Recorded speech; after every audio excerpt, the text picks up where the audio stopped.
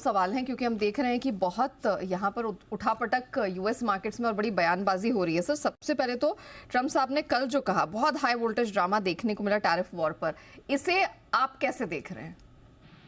Good morning Neha. मतलब ये तो कुछ समझ के बाहर की चीजें हो रही, जो कुछ अमेरिका में हो रहा है कि ये दुनिया का सबसे पावरफुल पर्सन अमेरिकी राष्ट्रपति एक ऑर्डर निकालते हैं और उसके बाद 6 घंटे के अंदर उसको वापस ले लेते हैं।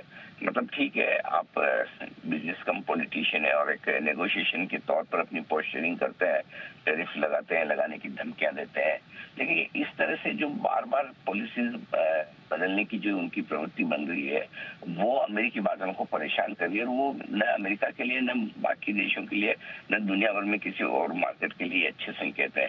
और इसी से वोलेटिलिटी बढ़ रही है। उन्हें लगता है कि मैं जो कर रहा हूँ वो सब ठीक है और मेरा जो एक्शन है वो अमेरिका के लिए सही है। लेकिन इनफैक्ट देखा जाए तो अब खुद अमेरिका के लोग, अमेरिका की इंडस्ट्री, अमेरिका की इकोनॉमी और वहाँ के बाजार सब अब परेशान होते हुए दिख रहे हैं।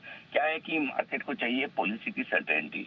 जो भी आप करना चाहें वो तरीके से करें, एडहॉक तरीके से ना करें, मतलब प्रोएक्टिवली एक ढंग से करें, बजाय इसके कि कुछ हो जाने के बाद रिएक्टिवली करें।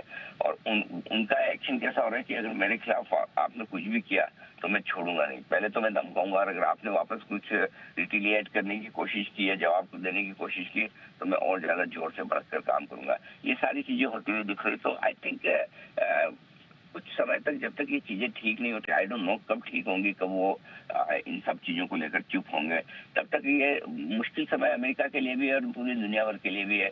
कब पता नहीं कौन उनके रडार पे आ जाए, कौन सी इंडस्ट्री रडार पे आ जाए, कौन सा प्रोडक्ट रडार पे आ जाए, कौन सा देश उनके सामने आ जाए। ये सारी चीजें चल रही है। लेकिन इसके साथ साथ एक चीज नया जो है वो और ध्यान में रखने वाली बात है, ऐसा नहीं कि सब कुछ खराब ही है, वो अनप्रेडिक्टेबल है, उनकी पॉलिसीज अनिश्चित है, वो तो आपको हम सबको पता ही है। लेकिन जो कुछ हो रहा है डॉलर इंडेक्स में, वो ध्यान में रखने की जरूरत है। घटते घटते 110 से 103 के आसपास आ गया है। उनके राज में आप देख लीजिए, अमेरिका के बॉन्ड भी नीचे आते थे, 4.115% के आसपास आ गए। सो डॉलर इंडेक्स का कमजोर होना, कच्चे तेल का $70 के नीचे बने रहना, ये कुछ कुछ पॉजिटिव भी हैं जो हमें अमेरिका से मिल रहे हैं। सो हर चीज नेगेटिव नहीं है, वोलेटिलिटी रहेगी, अनिश्चितता रहेगी, लेकिन वो अब हमारे लिए कम है, अमेरिकी बाजारों के लिए ज्यादा है। सो ओवरऑल ग्लोबल सिनेरियो देखेंगे तो मतलब मेरे ख्याल से जब से मैं मार्केट ट्रैक कर रहा हूँ, मैंने इस तरह का पॉलिसी के लिहाज से ग्लोबल सिनेरियो अनिश्चित होते हुए कभी पहले देखा नहीं। ये तो एकदम हाइट ही चल रही है जी। बिल्कुल, चलिए, तो कुछ नया हमारे मार्केट्स को, दुनिया भर के मार्केट्स को भी देखने को मिल रहा है। तो सर, ऐसी स्थिति में आज हमारे मार्केट्स कैसे रिएक्ट करेंगे? क्योंकि एक अच्छी खासी रिकवरी कल हमने हमारे मार्केट्स में बनती हुई देखी, क्या ये एक्सटेंड होगी या फिर इस बयानबाजी का और इस कंफ्यूजन का हम पर आज इम्पैक्ट दिखेगा?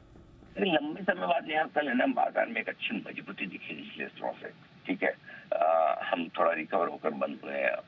कल का दिन बहुत खराब हो सकता था, होना हो तो, और कोई और दिन होता जैसे कि फरवरी में हम देख रहे थे, तो कल आराम से मतलब बाजार 1 से 2% घटता तो किसी को आश्चर्य नहीं होता कि 1% तो घटाने का काम बैंक निफ्टी कर देता, 1% अमेरिका कर देता, तो 2% तो हम घट सकते थे, इसमें कोई समस्या ही नहीं है। क्योंकि जिस तरह से इंडसइंड बैंक 25 से 22% लुढ़का, बैंक निफ्टी को, बैंकिंग शेयर को लेके गिर सकता था।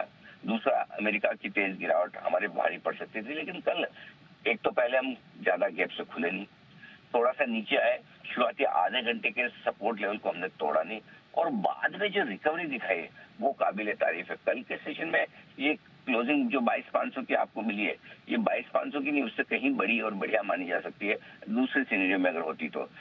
ओवरऑल इसका मतलब ये है कि एक एफआईएस की बिकवाली का प्रेशर जो धीमे धीमे कम हो रहा है भारतीय बाजारों में, वो निचले स्तरों पर बाजार को सपोर्ट ला रहा है। और लोकल फंड से मान के चलते कि अब ठीक है भाई, वैल्यूएशन की वजह से घटना था, एफआईएस को बेचना था, वो सब चीजें हो गई। एफआईएस ने बेचना कम किया, वैल्यूएशन अब कंफर्टेबल हो गए और पैसा डालना है तो अभी डालना। देखिए, अगर आपको कुछ बड़ी खरीदारी करनी तो आपको है ना, कमजोर बाजार में ही स्टॉक्स मिलते हैं, मजबूत बाजार में आप लेने जाएंगे तो आपको ऊपर के सर्किट मिलते हैं। तो उस लिहाज से लोकल फंड सब एक्टिव हो रहा है। मेरा ये समझना है इन सबके बीच में जो एक मजबूत सपोर्ट भारतीय बाजारों के लिए रहेगा आज निफ्टी के लिहाज से, वो 22,325, 22,425 की रेंज है। ये अच्छे सपोर्ट के तौर पर काम करेगी। ऊपर की तरफ 22,625, 22,725 की रेंज को फोकस में रखिए, या प्रॉफिट बुकिंग आती दिखेगी।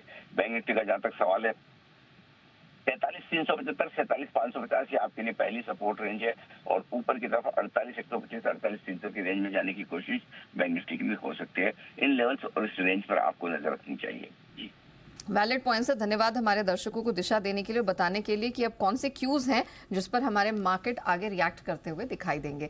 लेकिन निफ्टी बैंक निफ्टी तो हमने समझ लिया क्या कुछ यहाँ